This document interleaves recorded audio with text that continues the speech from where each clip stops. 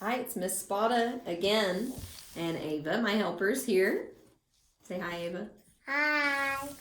And we're enjoying some reading aloud time from the book Frindle. We're continuing on, and this is with the same chapter, chapter 10, Freedom of the Press.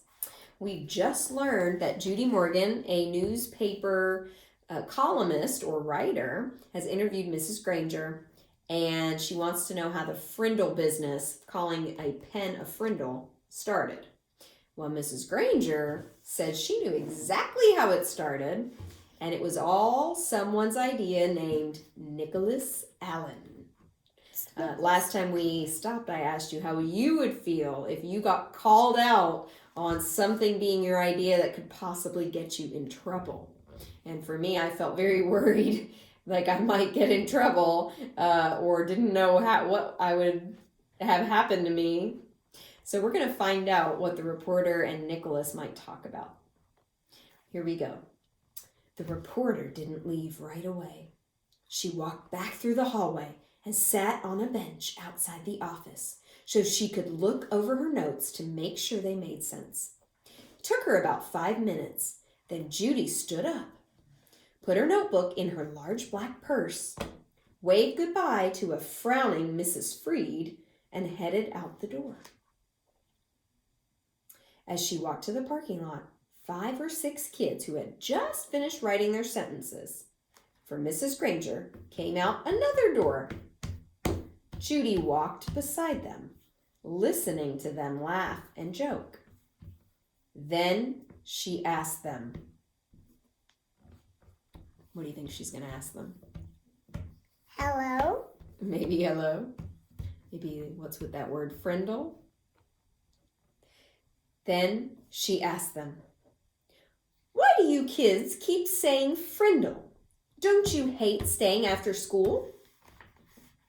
No. A boy who was almost falling over from the weight of his backpack looked up at her and smiled. "It's not so bad. There's always a bunch of my friends there. I've written that sentence 600 times now." And then the kids said Mrs. Granger didn't even look at their punishment papers anymore. They were sure because where you were supposed to write, "I am writing this punishment with a pen," everyone was writing the word Frindle every 4th or 5th sentence. And Mrs. Granger hadn't said anything about it. One girl bragged she had written the word Frindle 45 times on her sheets today. She grinned and said, "That's a new record." "And this boy named Nick," Judy asked, "has he had to stay after school too?"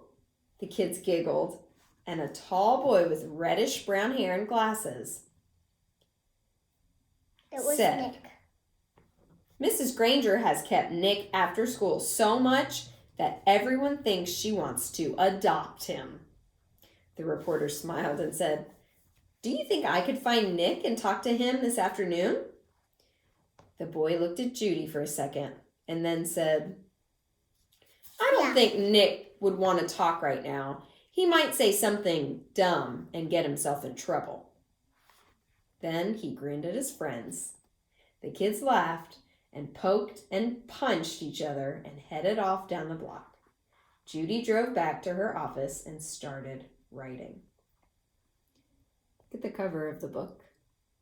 And we learned a little boy with reddish hair and glasses told the reporter he doesn't think Nick would want to talk to the reporter. What do you think just happened? If he said something along the lines of maybe that's Nicholas himself, and he's just pretending it wasn't him, and that he doesn't know who this Nicholas Allen is, might be onto something. Let's find out. Also, I want to show you this picture. It says, "I am writing this punishment with a Frindle." What? That is crazy. The next morning, a brown envelope arrived at the Gazette offices, addressed to Judy Morgan.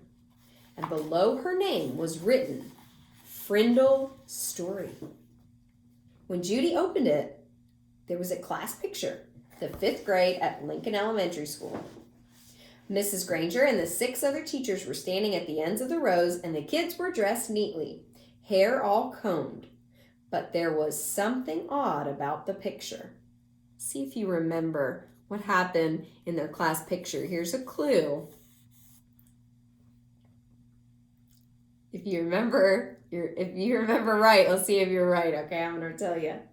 The reporter looked closely at the picture and saw that each kid was holding up a pen, and each little mouth was puckered in the same way. She was puzzled for a second, but then she said softly, "Of course, they're all saying Frindle." I'm imitating how my mouth might be puckered in a way to say Frindle.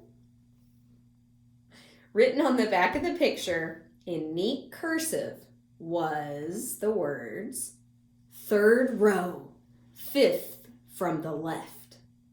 Judy looked at the picture, and there she saw the same grinning red-haired boy with glasses that she had talked to in the school parking lot. She chuckled and said, "Well, well, well. Pleased to meet you, Mr. Nicholas Allen." We'll stop right there. Our next chapter is extra, extra. Read all about it. Talk for a minute or think about why the reporter, Judy Morgan, just ended it by saying, "Well, well, well, nice to meet ya, Nicholas Allen." I'll see you guys tomorrow.